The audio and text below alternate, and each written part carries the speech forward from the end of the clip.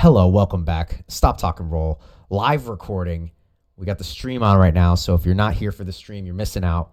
Glad you guys are here, though. Thank you. Thanks to the people that are here, giving some feedback. Today we have Spencer, I believe, who's on the left here, who's in the short sleeve rash guard. That's how we can identify. We have the short sleeve rash guard versus Jimmy. I don't know who that is. I call him Jimmy in the long sleeve rash guard. And here we go.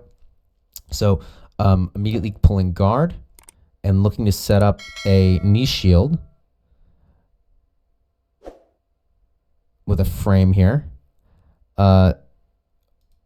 Just a minor thing. And Spencer's phenomenal with leg locks, so I know for a fact he knows what he's doing. I'm just making this out for other people. I'm not worried about Spencer making this, but just in general, be careful when you're playing a knee shield and you're leaving your foot dangling right there. It's not hard for someone to whip around and grab that and start toe holding or heel hooking or anything. Again, there's rules, and then there's you want to know the rules to break the rules kind of thing. And I guarantee you, if somebody sets a Spencer, I'm sure he has like plenty of counters and doesn't have to worry about it. But just keep that in mind. Another nice thing is if you lock these feet up, like say you're not a leg locker, or it's not what you're going for, say you're in the gi, it's very easy to push and pull your partner when you lock in your legs here in this knee shield. And you could do that by just extending your body away and creating distance, or if you need to pull them back in, just kind of like pulling the legs back in and getting them inside. So either way, Spencer looking to fight for inside position here. It looks like he's trying to dig his right arm. Yeah, getting an underhook there and looking to scoop up that far leg. Oh, and then he closes his legs here. So there you go. Let's say it was baiting the heel just to see what he would do there. Yeah, so exactly. Spencer's like purposely leaving his foot out. And again, if you know the rules, you can break the rules, but just be careful if you're like, oh, I want to emulate this, like there's a purpose there. Ooh, throws the leg over. Right. Oh, cool. Let's watch that again. This is outside Ashi. Okay, so we have. Interesting. Spence, you're not worried about getting smashed there? You have his arm. I guess you have that frame. So, I mean, it obviously works out. You spin him around right into outside Ashe. Here would be my concern is, I mean, maybe this guy just clearly doesn't, respond quick enough. No, all his weight was going forward. Yeah.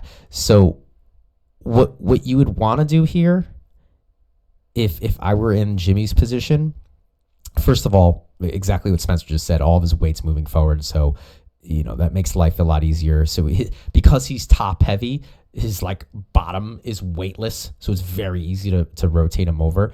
What I would be concerned with, and obviously Spencer doesn't go for it if he's not putting his head forward, would be, or something that you could try to do would actually be to take this leg and I would keep my knee here.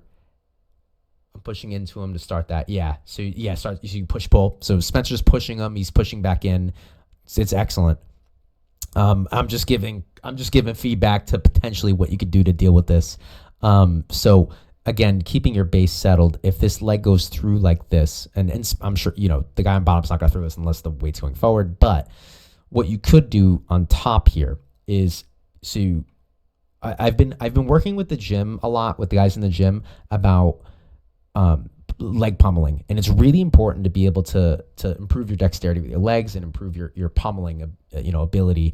And one thing that you can do right here is if you plant this knee on the floor. Okay, so you plant that knee on the floor, and you're gonna pivot your shin and your top of your heel, or I'm sorry, the top of your foot over the top of Spencer's bottom leg here. All right, so this would stay here, and this would pivot over the top. What I would do from there is then plant my foot. That would become my pivot point, and I would release my knee off the floor and bring it to the inside and look to bring this knee to Spencer's face and keep this leg as extended as possible. and then I would wrap up something around the head, so essentially a cradle.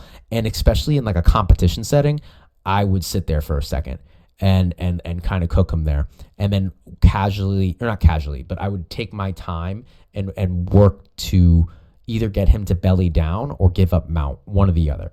However, none of that is what is happening right now.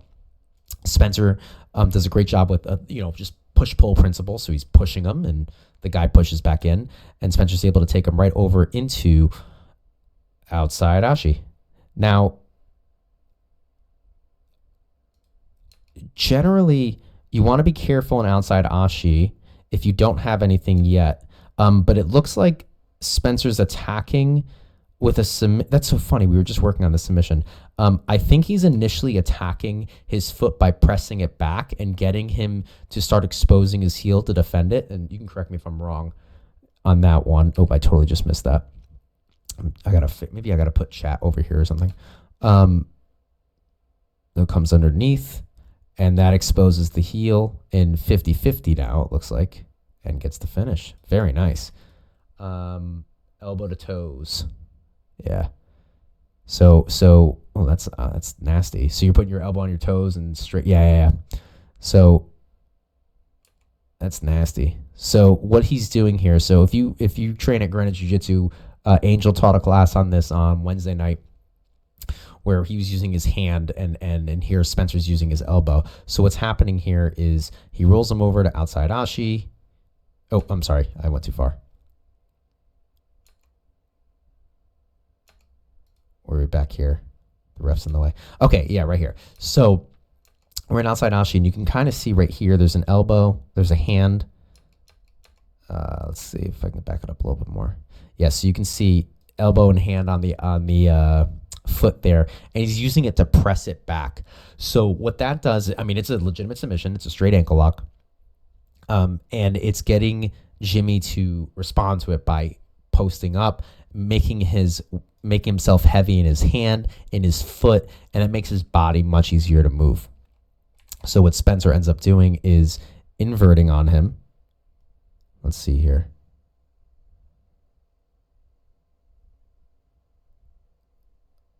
Yep, gets underneath, wraps up 50-50 with the clear elbow exposure, and gets in with the beautiful finish. Nice job, Spence. Very cool. Anything you want to